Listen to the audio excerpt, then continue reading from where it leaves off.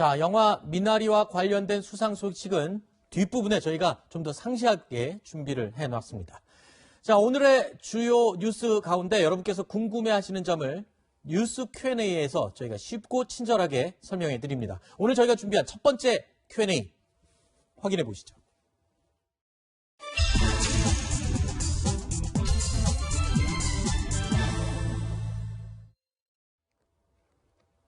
자, 이번 이야기는 김우석 국민대 행정대학원 개건교수, 최영일 시사평론가, 그리고 장윤미 변호사 세 분과 함께 이야기 나눠보겠습니다. 어서 오십시오. 안녕하세요. 안녕하세요. 네.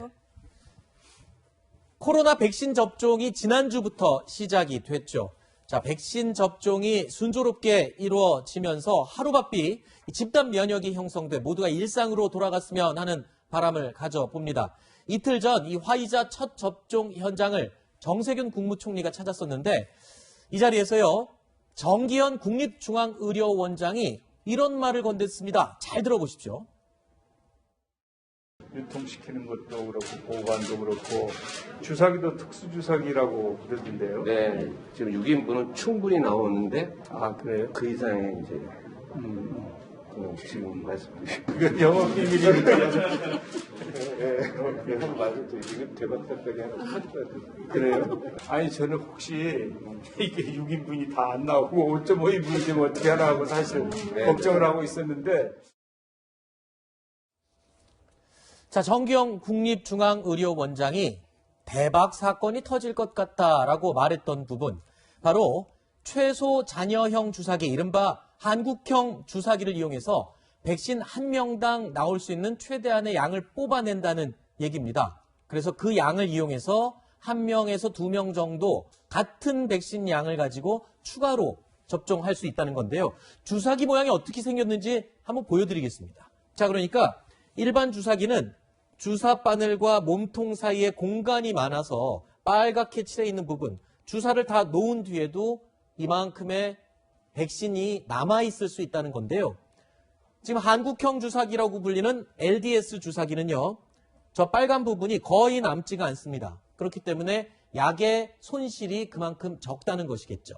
그래서 원래는 이 백신 한 병당 6명까지 주사할 수 있는 백신의 양을요, 손실량을 모두 보존해서 끌어 모으면, 속된 말로 아껴 쓰면이죠.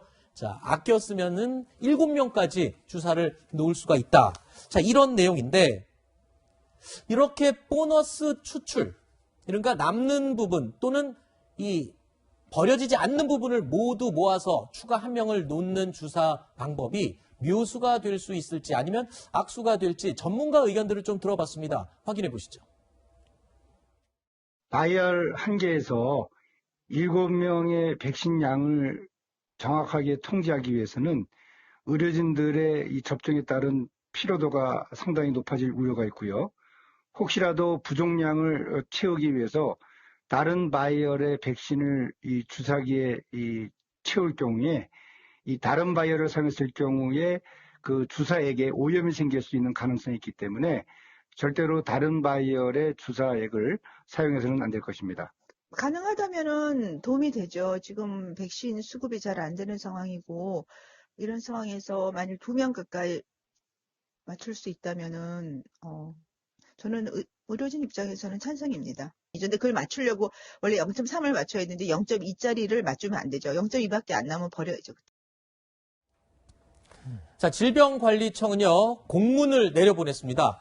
1회분 정도가 만약에 남는다면, 그러니까 이 K 주사기로, 한국형 주사기로 주사를 접종을 해서 1회분 정도가 여유있게 남는다면 폐기하지 말고 그것을 그대로 접종시켜도 된다라는 공문을 내려보냈다고 하는데, 그런데요, 이 전문가들은 물론 코로나19 예방접종 대응 추진단도 이런 보너스 추출에서 생길 수 있는 일종의 변수들을 좀 우려하고 있는 상황입니다. 그러니까 보너스 추출을 통한 접종에 조금은 더 신중할 필요가 있지 않느냐라는 의견도 적지 않거든요. 같은 의료진들도 의견이 분분한 상황이라고 하죠. 그렇습니다. 그렇기 때문에 보건당국에서도 공문의 내용을 이걸 7회분까지 네. 화이자 백신 같은 경우에 추출할 수 있다. 있다라고 이제 허가적인 조건으로 제시를 한 것이지 네. 해야 한다라고 한 건 아니거든요. 네. 왜냐하면 이 부분이 어떤 의료진의 숙달 그리고 이 LDS 주사기라는 그 특수성에 기대어서 네. 좀 우연적으로 발생하는 요소가 다소 있기 때문입니다. 네. 이 잔여령을 최소로 하려면 화이자 백신 같은 경우에 이제 식염수를 정확하게 희석을 하고 그 부분에 대해서 단 0.1mm의 누수도 없도록 이 현장의 의료진이 굉장히 신경을 쓰면서 이 백신 접종을 한다면 가능한 그런 부분이기 때문에 사실상 이것을 뭐 100% 가능하다, 7회분까지 접종이 가능하다라고까지는 이제 단언하기가 좀 어려운 부분이 있습니다. 그렇기 때문에 이걸 사실상 뭐 소위 말하는 보너스 추출을 위해서 현장의 의료진에게 피로도가 상당히 가중될 수 있는 요인으로 작용한다면 네. 그 부분이 또 이제 백신 접종자들한테는 이제 안 좋은 부분으로 영향을 미칠 수도 있고 네. 실제로 무리해서 이 0.1ml라도 부족하면 사실상 주사기만 폐기해야 되는 그런 상황이 있기 네. 때문에 이제 공문으로도 이걸 무리하게 강제할 수는 없는 상황입니다. 잠시만요. 지금 변호사님께서 말씀하실 때 내용 들어보니까 그 바이럴이라고 하죠. 쉽게 말해 바이알. 그러니까 쉽게 말해서 병을이라고 네. 편의상 표현하겠습니다. 백신 한 병에 이 그 제약사에서 보내줄 때는 이거는 그냥 일반 주사기로 6명한테 맞추면 됩니다라고 했던 건데 이 K 주사기로 일일이 손으로 사람이 그 양을 맞춘다는 거죠. 그렇죠. 그러면 그게 기계나 컴퓨터가 하는 게 아닌 이상 어느 간호사가 하느냐, 숙달된 간호사냐, 아니면 초보 간호사냐, 네. 또는 거기에 예민하게 맞추는 사람이냐, 아니면 대충 맞추느냐에 따라서 백신의 용량이 달라질 수 있다는 거잖아요. 더군다나 마지막에 7번째 주사를 맞는 사람은 왠지 조금 이런 말 하면 좀 그렇죠. 남는 거 얻어맞는 네. 느낌이 들 수도 있겠어요. 내가 어떤 주사를 맞는지 모를 수도 있잖아요. 그렇습니다. 그리고 7번째 접종을 한다면 내가 모자란 분량을 맞는 거 그렇죠. 아닌가라는 좀 불안감도 생길 수 있고 네. 말씀하신 대로 그 현장의 의료진의 어떤 사실상의 개인기에 의존하는 부분이 너무나 아하. 많다 보니까 이것을 그 보너스 추출량은 반드시 맞추라고까지 강제할 수는 없는 상황으로 보입니다. 네.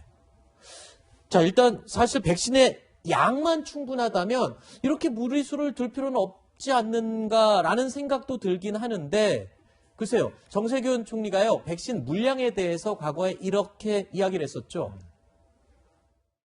7,900만 명분이면 3,600만 명분의 2배도 넘는 물량이지요.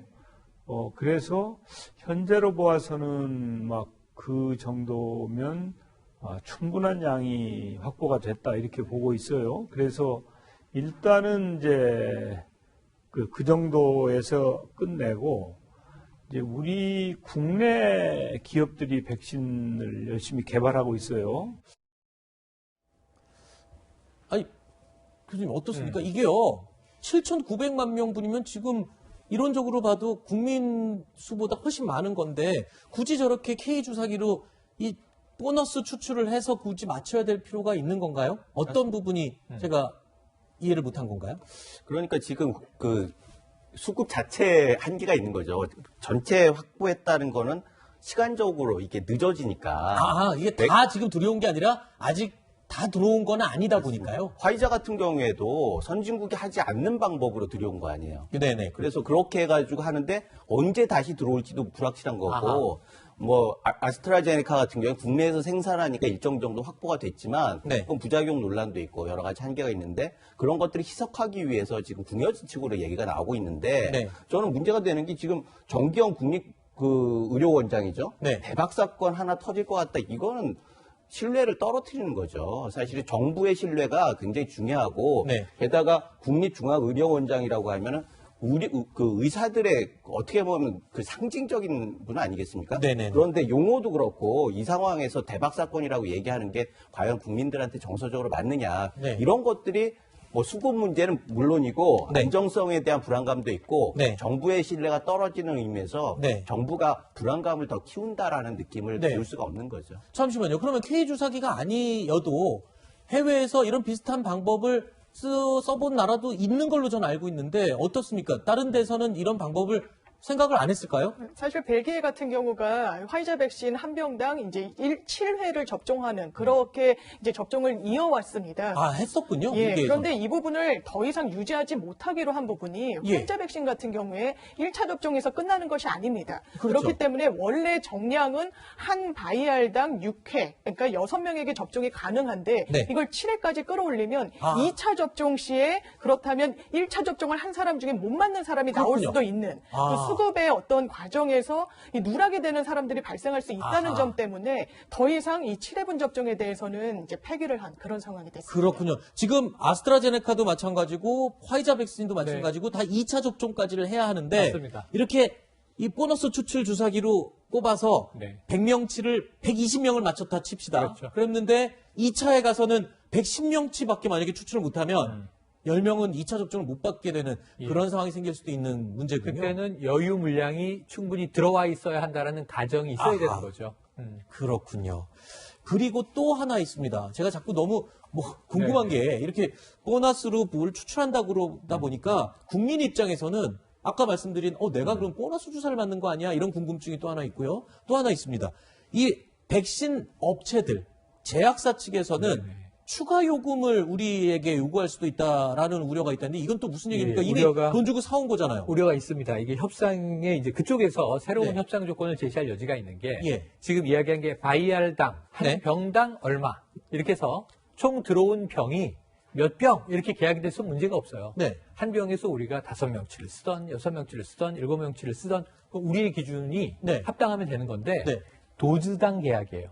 그러니까 1인분당 계약으로 했어요. 도주당은 아하. 한 회당 예. 한 사람이 2도즈를 맞아야 되는 거죠. 그쵸, 2번 그쵸. 접종해야 되니까. 네, 네. 그럼 이게 어떻게 되냐면 인원수에 따라 카운트 된다는 거예요. 이미 6명치를 네. 우리 돈 내고 샀는데 한 명을 더 놓게 되면 그 우리는 추가 1인분어치를 더 내야 7인분으로 되거든요. 네, 원도주 더해서 7인분으로 하겠습니다. 그래서 그 고민 때문에 음. 지금 방역당국에서는 이게 바이알당 7회가 기준이 되는 게 아니고 네. 상황에 따라서 네. 최대한 0.3ml 이상이 된다면 네. 한 번 더 쓰되 네. 0.2, 0.1 이런 거 합칠 생각하지 말고 그냥 폐기하라는 주문이고 네. 이것은 권장사항이지 네. 절대로 이렇게 카운트할 수 없다라고 우리도 공식적으로 얘기를 해서 네. 지금 도주당 계약에 대해서는 방어에 최대한 나선 상황입니다. 네, 방금 들으신 것처럼 이거는 의무사항이 아닙니다. 권장사항이기 때문에 어느 병원에서는 할 수도 있고요. 네. 어느 병원에서는 안 할 수도 있는 겁니다.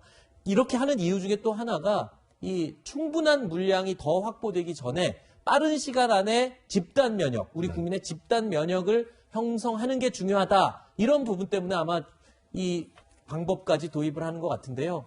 일각에서는 그러게 진작에 충분한 물량을 더 미리 확보를 정부가 했다면 이런 방법까지 쓰지 않아도 되는 게 아니었냐라는 또 볼멘 소리도 있긴 합니다.